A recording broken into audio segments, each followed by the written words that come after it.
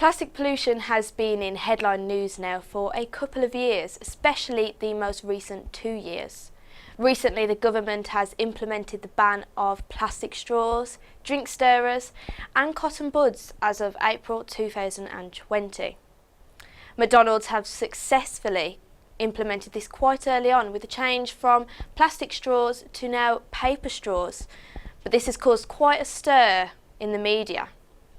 Now, it is evident that plastic pollution is a global issue, but it's also a local issue.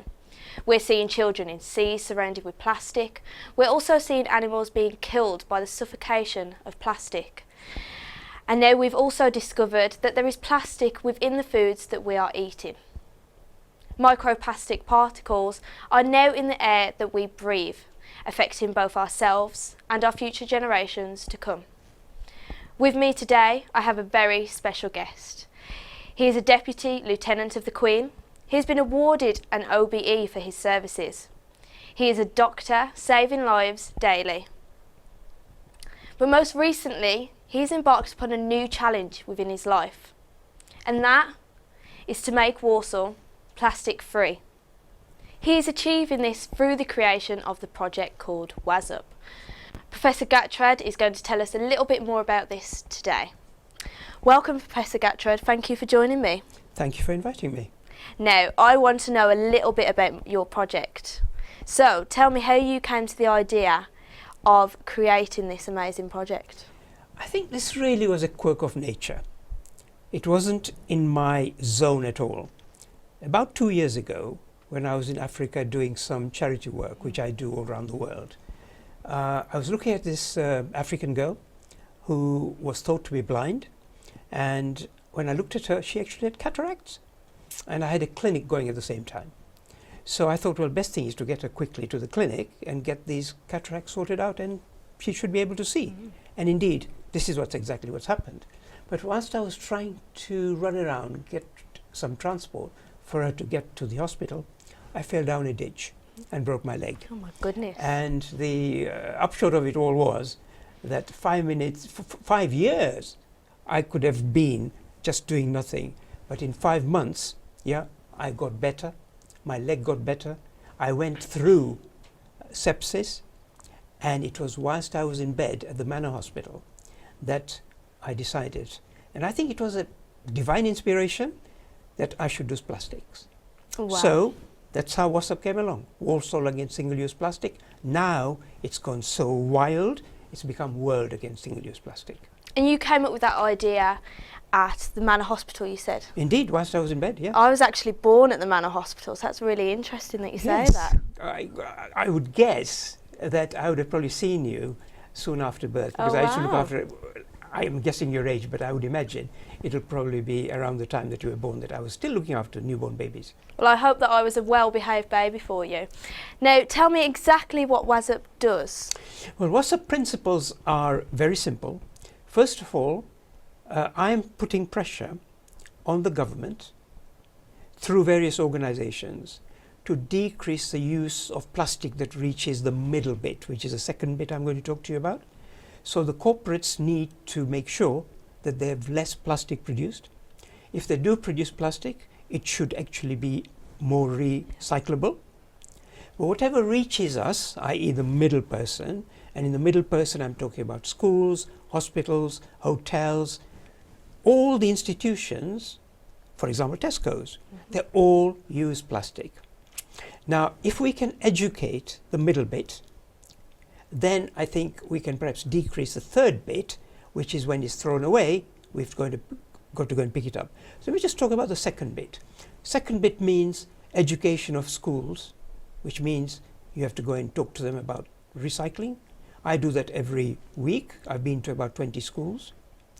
As a result of WASUP, we've actually got a waste and sustainability manager at the Manor Hospital. So I go to various corporates talking to them about this. Now WASUP has become huge. So, Professor Gatrad, what is the third bit? Third bit is whatever has been senselessly thrown away and not recycled reaches the canals and reaches the streets.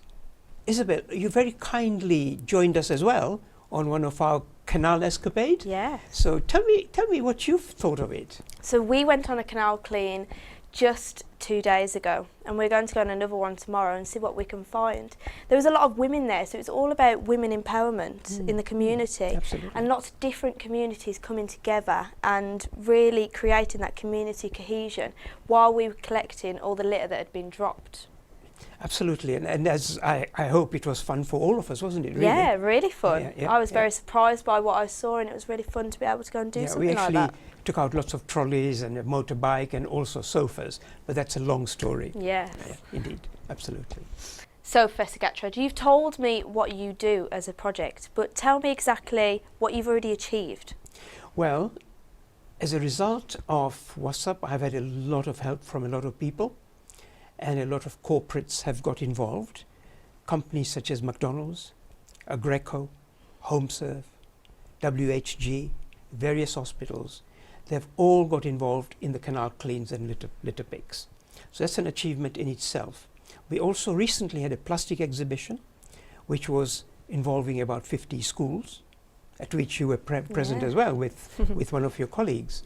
So that actually was huge in terms of raising awareness and also engaging different people from the communities.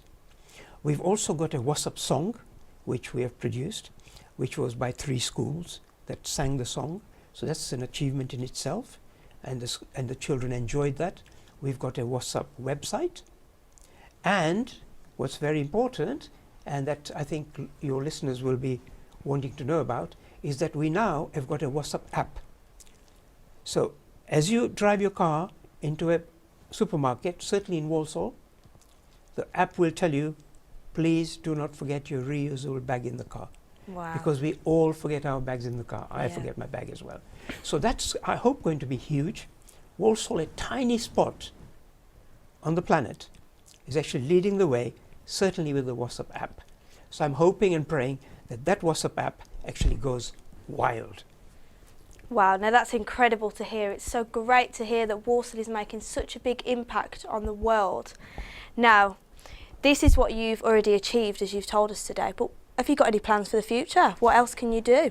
I think what I really need is more and more involvement of the media. I don't think the media are connected so much at the moment. The secondary schools are not connected, so I need to work with the secondary schools as well to actually connect them up. Get this app again widely circulated, which I think is also very important. But what I really want to do, we've already started doing this, is I want each school to adopt 2 or 3 streets around their own school, so they keep that clean every couple of weeks.